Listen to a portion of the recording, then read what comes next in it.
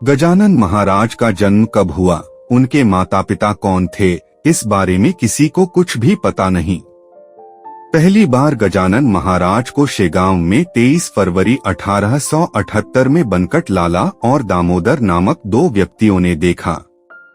एक श्वेत वर्ण सुंदर बालक झूठी पत्तल में से चावल खाते हुए गं गं गणात बूते का उच्चारण कर रहा था।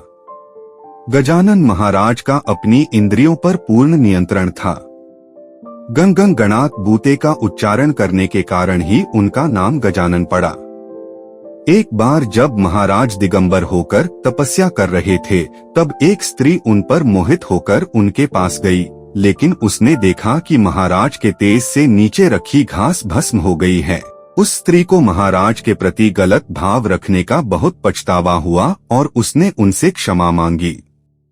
गजानन महाराज के चित्र में उन्हें चिलम पीते हुए दिखाया जाता है। गजानन महाराज नियमित चिलम पिया करते थे, लेकिन उन्हें चिलम पीने की लत नहीं थी। माना जाता है कि वे अपने बनारस के भक्तों को खुश करने के लिए चिलम पिया करते थे। गजानन महाराज चमत्कारी महापुरुष थे। उनके कई चमत्कारों को भक्तों ने प्रत्यक्ष देखा है। एक बार महाराज आंगन कोट में भ्रमण कर रहे थे। तेज गर्मी के कारण उन्हें प्यास लगी। उन्होंने वहां से गुजर रहे भास्कर पाटिल से पानी मांगा, लेकिन उसने पानी देने से मना कर दिया। तभी महाराज को वहां कुआं दिखा, जो 12 वर्षों से सूखा पड़ा था। महाराज कुएं के पास जाकर बैठ गए और ईश्वर का जाप करने लगे।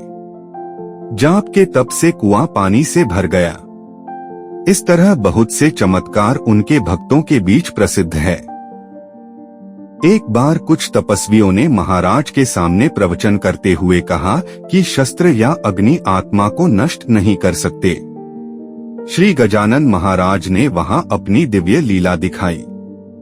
धूम्रपान के लिए इस्तेमाल की जाने वाली उनकी चिलम से आग की कुछ चिंगारियां खाट पर गिरीं और कुछ ही क्षणों में खाट आग की लपटों में घिर गई।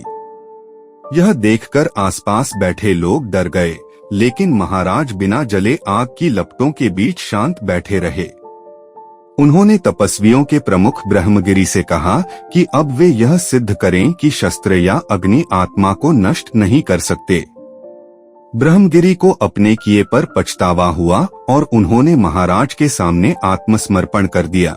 उन्होंने स्वीकार किया कि उनके पास केवल सतही किताबी ज्ञान है और कोई अनुभव नहीं है।